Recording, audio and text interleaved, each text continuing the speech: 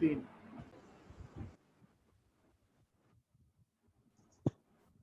प्रणाम मित्रों, आप सबका स्वागत है हमारे और आपके अपने चैनल आपके शुभेच्छु में। मैं सुशील शर्मा और मेरे साथ हैं मेरे मित्र अंकित गुप्ता जी, जो हमें आज का जो हमारा विषय है उस पर हमें एक डिटेल्ड इंफॉर्मेशन देंगे।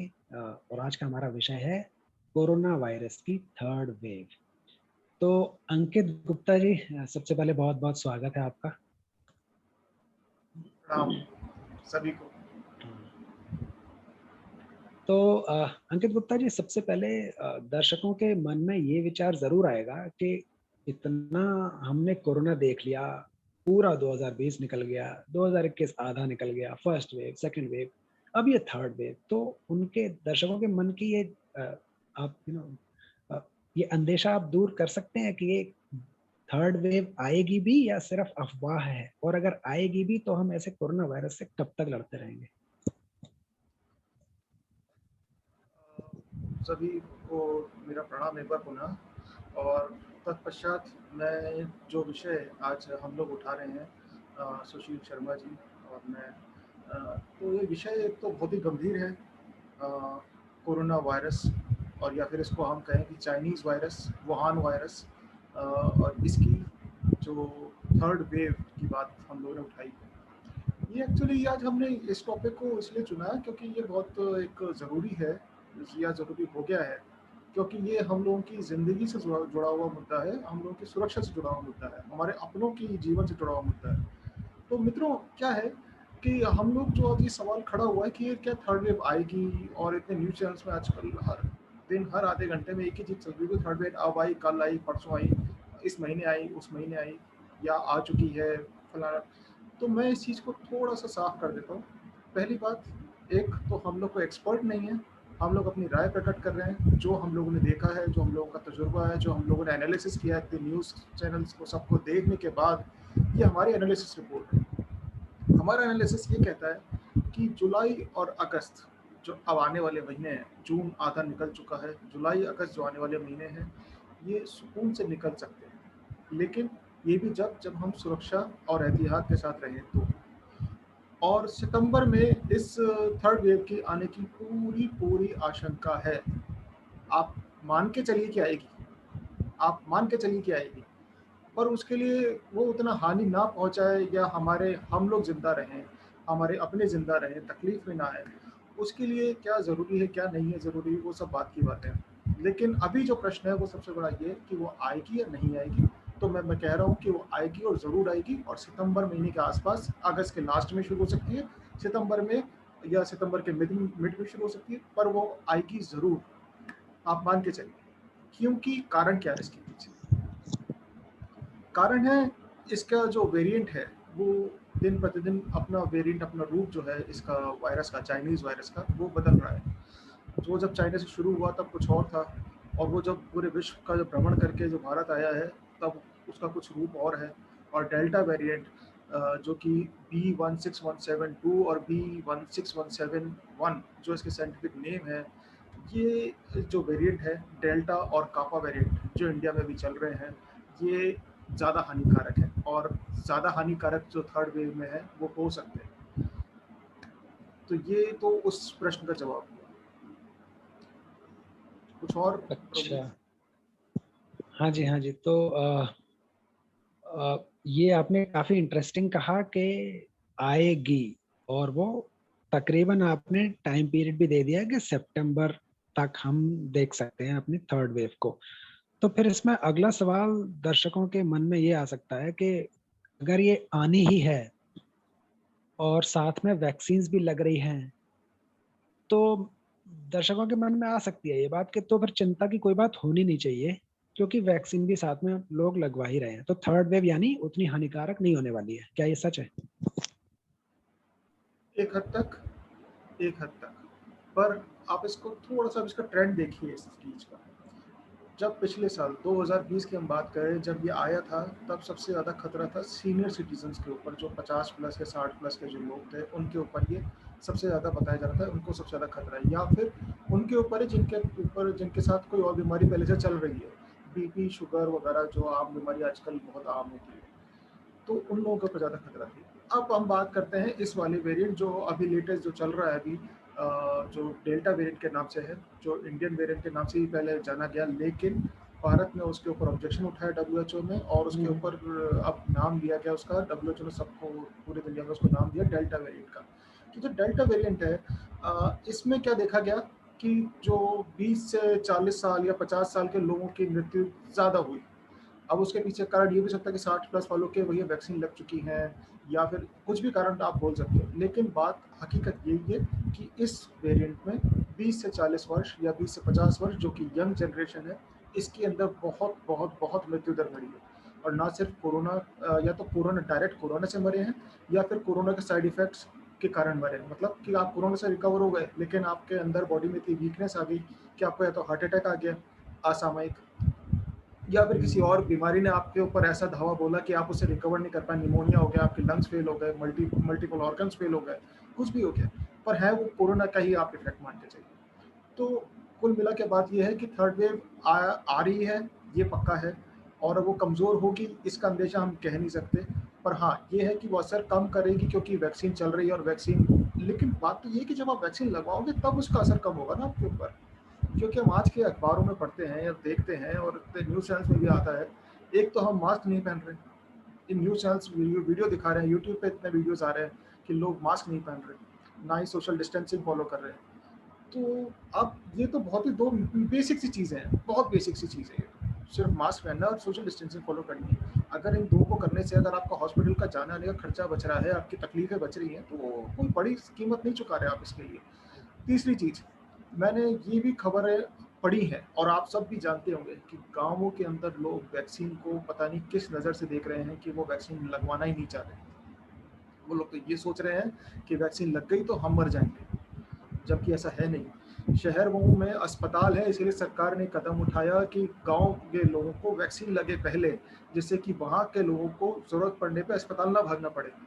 और शहरों लोगों को इसलिए वेटिंग लिस्ट में डाला हुआ है कि वो, जिससे कि वैक्सीन तो लगती रहेगी, इनके पास अस्पतालों की सुविधा तो है कम से कम।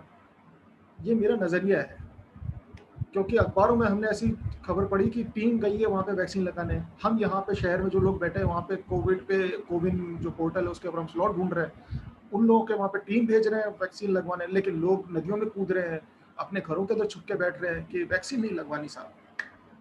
तो ये सब जो है, अगर ऐसा ही रहा ना रवैया, तो फिर थर्ड वेव बहुत घातक होगी, और उसके अंदर डेफिनेटली 20 साल से कम उम्र के बच्चे या 20 साल से कम उम्र के जो लोग हैं, वो भी रडार पे होंगे, वो चाइनीज़ वायरस के टारगेट पर होंगे।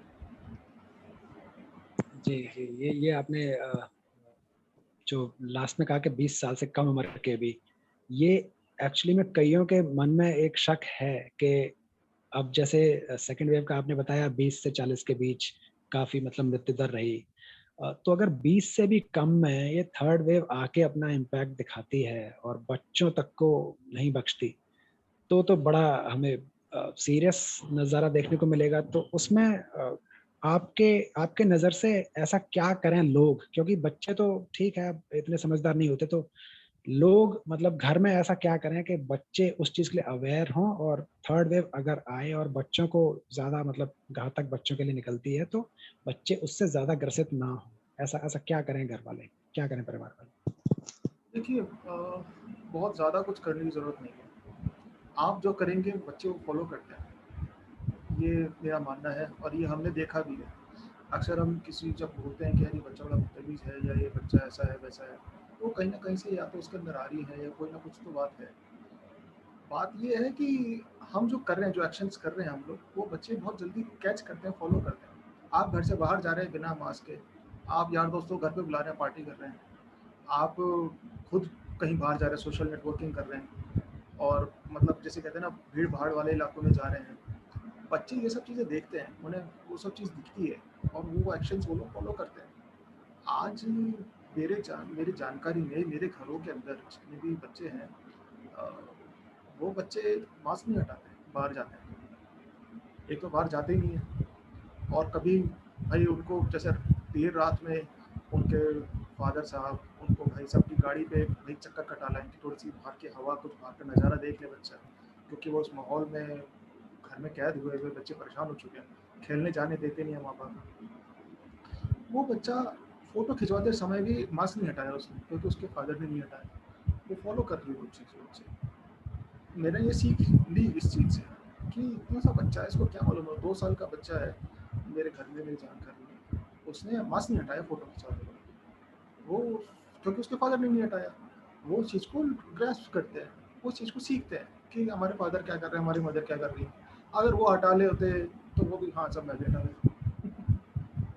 पर ये चीज़ है जो हमें, जैसे कहते हैं उनके अंदर बीज की तरह उनके ऊपर, उनके अंदर रोक नहीं होगी कि आपको ऐसे ही चलना है, ऐसे ही करना है, जब तक हम लोग सुरक्षित नहीं हो जाते। तो बस आप अच्छे से सोशल डिस्टेंसिंग फॉलो कीजिए, मास्क लगा के रखिए, तो मेरे हिसाब से बच्चे भी सुरक्षित हैं, आप भी सुरक्षित हैं, सब सुरक्षित हैं। जी, तो दोस्तों ये आपने देखा कितनी बढ़िया जानकारी दी है अंकित गुप्ता जी ने, कि जो बड़े हैं, बच्चे जो हैं उन्हें ऑब्जर्व करते हैं, फिर उन्हीं से चीजें ग्रास्प करते हैं। तो प्लीज आप अपने घरों में जितना भी प्रिकॉशनरी मेजर्स हैं, मास्क लगाइए, सोशल डिस्टेंसिंग फॉलो कीजिए, अननेसेसरी भीड़ मत इकट्ठा होने दीजिए। तो बच्चे ये चीज ऑब्जर्व करेंगे तो बच्चे भी फॉलो करेंगे, तो इससे डायरेक्टली इनडायरेक्टली वो मैसेज जाएगा और वो प्रिकॉशनरी मेजर्स आगे तक फॉलो होंगे, और थर्ड वेव का शायद उतना बड़ा इम्पैक्ट ना देखने को मिले जो हमें शक हो रहा है वैसा। तो अच्छा, एक अंकित गुप्ता जी, इसमें लास्ट मेरा सवाल बनता है कि इकोनॉमी पर्सपेक्टिव से हम थर्ड वेव का इम्पैक्ट किस तरह देखें? क्या हमें फिर से कोई भी लॉकडाउन देखने को मिल सकता है? प्रभु, इसमें हम लोगों को लॉकडाउन देखने मिल सकता है। मतलब बात वही है, ये हमारे ऊपर निर्भर करता है कि हम लोग कितने जागरूक और कितने सतर्क रहते हैं। जैसे मैंने बताया, अगर हम लोग मास्क लगाएं, सोशल डिस्टेंसिंग फॉलो करें और केसेस बढ़ने ना दें, वैक्सीन्स लगवा लें इन 2 महीने के अंदर जितना हो सकता है, 2 ढाई महीने जो है हमारे पास, ये मान के चलें कि एक जंग की तैयारी है। हमें जब हमारे बहुत बड़े बड़े जो ज्योतिष कार्य हैं, उन्होंने, सरकारों ने, मेडिकल प्रैक्टिशनर्स ने, बड़े बड़े जो एम्स के डॉक्टर्स हैं, सब ने ये चीज़ बोल दी है, डिक्लेयर कर दी है कि सितंबर में थर्ड वेव के आने के चांसेस बहुत हैं। अगर मैं तो कह रहा हूँ, अगर जब मालूम ही चल गया है तो उसकी तैयारी कर लो ना। जब आपके एग्जाम्स के डेट इशू होती है या आपको मालूम होता है कि हमारे मार्च में एग्जाम होंगे फाइनल, तो आप ऐसा नहीं है कि एक दिन पहले तैयारी करते हो। कम से कम जो अच्छे नंबर लाने वाले हैं, जो पास होने वाले हैं, वो तो नहीं करते। वो जनवरी से या बल्कि पूरे साल से उनकी स्टार्ट हो जाती तैयारी। वो पहले दिन से तैयारी करते हैं, ना कि मार्च में शुरू होगा तब हम देखेंगे। वो अक्सर फेल भी होते हैं ऐसे लोग। तो हम लोगों को फेल अगर नहीं होने, क्योंकि ये तो ज़िंदगी मौत का सवाल है, तो अगर हम लोगों को पास होना है इस युद्ध में, तो हम लोगों को तैयारी आज से ही करनी होगी। और इकोनॉमी के ऊपर जो सवाल आपने किया, तो लॉकडाउन वही वाली बात है कि लॉकडाउन जब लगेगा, जब अगर हम लोग सतर्क नहीं रहे तो अब सरकार को लगाना पड़ेगा, वो सरकारी मजबूरी हो जाएगी। और इकोनॉमी पर्सपेक्टिव से तो अभी इकोनॉमी ऑलरेडी हम लोगों की लगभग गिरी भी है बहुत ज़्यादा, शायद बांग्लादेश से भी नीचे हम लोग पहुँच चुके हैं इस बार, और ये बहुत ही शर्मनाक बात भी है। पर बात ये है कि फिर भी हम लोग ठीक है, हम लोग फाइटर हैं, हम लोग पहले भी ऐसे बुरे समय से गुजर चुके हैं, जैसे पार्टीशन हो गया या और कितनी वॉर्स हम लोगों ने झेली हैं, लेकिन उसके बाद भी हम लोग उभर के आए हैं बाहर। तो हम भारतीयों को बस यही चाहिए, अपना हौसला बुलंद रखें। इकोनॉमी पे आने वाले इफेक्ट्स और डिसइफेक्ट्स हम लोग को देखी जाएगी, क्योंकि हम लोगों का ज़िंदा रहना ज़रूरी है। पर हाँ, आपसे जितना हो सके अपने आसपास के लोगों का, मज़दूरों का, जो गरीब हैं उनका जो मदद हो सकती है वहाँ पे मदद करें। तो बस ये है कि इस समय ज़िंदा रहना ज़रूरी है। आपकी ज़िंदगी मौत की लड़ाई में हम लोग ज़िंदगी जीते हैं, हम सबकी ये कामना है। तो मित्रों, आपने देखा अंकित गुप्ता जी ने एकदम, आप मान लीजिए, सारे डिटेल आपके सामने खोल के रख दी कोरोना वायरस थर्ड वेव से रिलेटेड, जिसमें क्रक्स आप सिर्फ इतना समझ लीजिए कि कोरोना वायरस थर्ड वेव बिल्कुल भी हानिकारक नहीं होने वाली है, अगर वैक्सीन आप टाइम से लगवा लेते हैं, सारे प्रिकॉशंस फॉलो कर लेते हैं, खुद भी और औरों को भी सजेस्ट करते हैं, तो थर्ड वेव जो है वो बिल्कुल नेग्लिजिबल इम्पैक्ट दिखाएगी और हम बड़ी आसानी से उस थर्ड वेव को पार कर लेंगे। तो प्लीज, जैसा अंकित गुप्ता जी ने बताया, वैसे आप सजेशन फॉलो कीजिए और औरों को भी फॉलो करवाइए। ये हमारी और अंकित गुप्ता जी की निजी राय है, इसको आप किसी एक्सपर्ट राय से तुलना करते हुए प्लीज ना देखें। लेकिन यस, आप प्लीज घर में रहिए, सेफ रहिए। और अंकित गुप्ता जी और सुशील शर्मा आपको प्रणाम करते हैं। जय हिंद, धन्यवाद। जय भारत। जय भारत।